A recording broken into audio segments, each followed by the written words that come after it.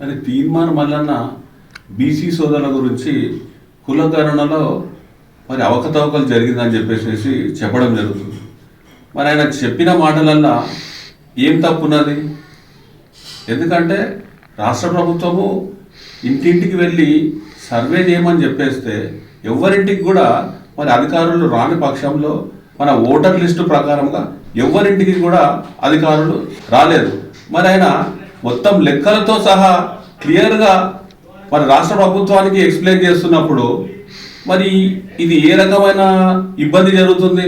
మరి ఒక బీసీ సోదరుడు మన బీసీ కులాల గురించి ఇంత గట్టిగా మాట్లాడినోడు ఇప్పటి వరకు మన బీసీ కులంలోనే ఎవ్వరు లేరు.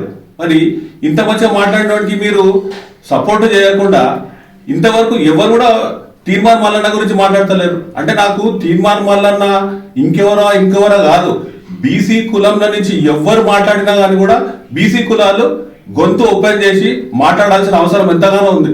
మనం మంచిగా కనీసం రాష్ట్ర ప్రభుత్వం గురించి ఎండబెడుతున్నాడు, ఆయన లెక్కలు అవకతవకలలో ఇబ్బంది జరుగుతుందని చెప్పేసి క్లియర్గా చెప్తుంటుంటే ఎవరు కూడా మాట్లాడలేని పక్షంలో తీర్మానం మల్లన్న ఇన్ని పైసలు సంపాదించుకున్నాడు, గతంలో ఎట్లుండే ఒక ఛాయ్ అమ్ముకునే వాడు లెక్కుండే, మరి ఈరోజు హెలికాప్టర్లో తిరగనీకే సిద్ధమవుతున్నాడు అని చెప్పేసేస్తే అంటే ఇట్లనే బిచ్చం బ్రతుకు బతకాలా?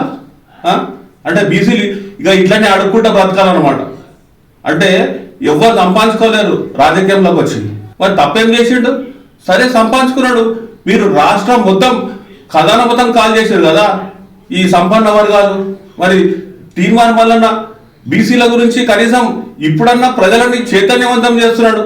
ఇప్పుడన్నా మీరు బయటకు వచ్చేసేసి కనీసం ఏ బీసీ కూడా ఈ రకంగా మాట్లాడినోడికి మీరు సపోర్ట్ చేయకపోతే రానున్న కాలంలో మన లోపల మనం అసలు ఐకమత్యమే లేదని చెప్పేసి సంపన్న వర్గాలను తెలిసిపోతుంది. ఇప్పుడన్నా కనీసం మీరు దళం ఓపెన్ చేసేసి మాట్లాడడం, ఆయనని సపోర్ట్ చేయడం చాలా important. Thank you so much.